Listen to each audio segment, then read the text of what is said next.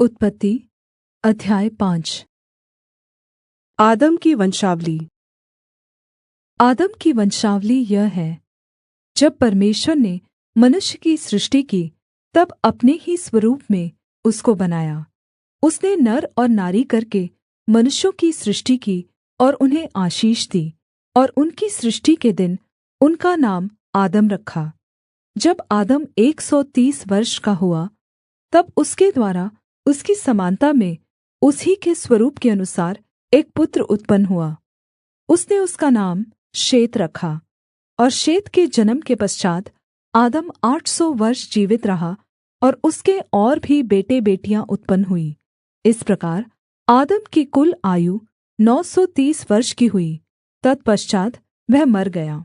जब शेत 105 वर्ष का हुआ, उससे एनोश उत्पन्न हुआ। एनोश के जन्म के पश्चात् शेत 807 वर्ष जीवित रहा, और उसके और भी बेटे बेटियाँ उत्पन्न हुईं। इस प्रकार शेत की कुल आयु 912 वर्ष की हुई। तत्पश्चात् वह मर गया। जब एनोश 90 वर्ष का हुआ, तब उसने केनान को जन्म दिया।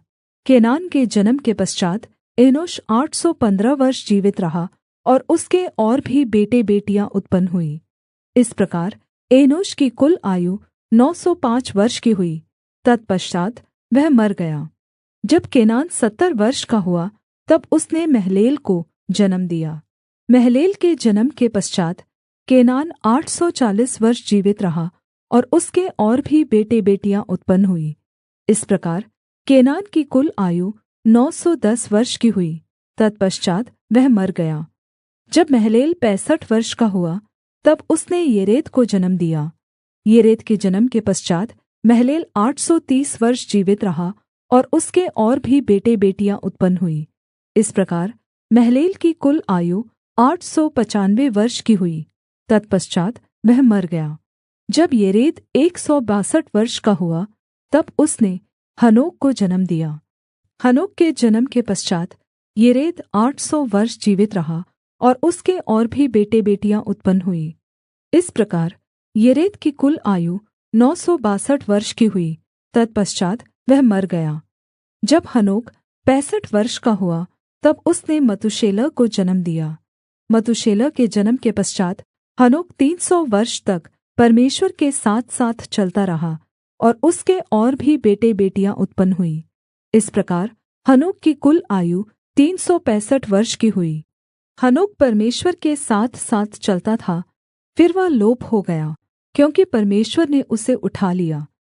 जब मतूशेलह 187 वर्ष का हुआ, तब उसने लेमेक को जन्म दिया। लेमेक के जन्म के पश्चात् मतूशेलह 782 वर्ष जीवित रहा, और उसके और भी बेटे बेटियाँ उत्पन्न हुईं। इस प्रकार मतूशेलह की कुल आयु 969 वर्ष की हुई। तत्पश्चात् वह मर गया। जब लेमेक 182 वर्ष का हुआ, तब उससे एक पुत्र का जन्म हुआ।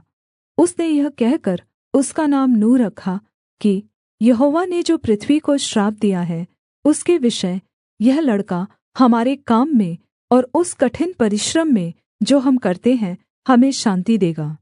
नूह के जन्म के पश्चात् लेमेक 595 वर्ष जीवित रहा, और उसके और भी बेटे बेटियाँ उत्पन्न हुईं। इस प्रकार लेमेक की कुल आयु 777 वर्ष की हुई। तत्पश्चात् वह मर गया।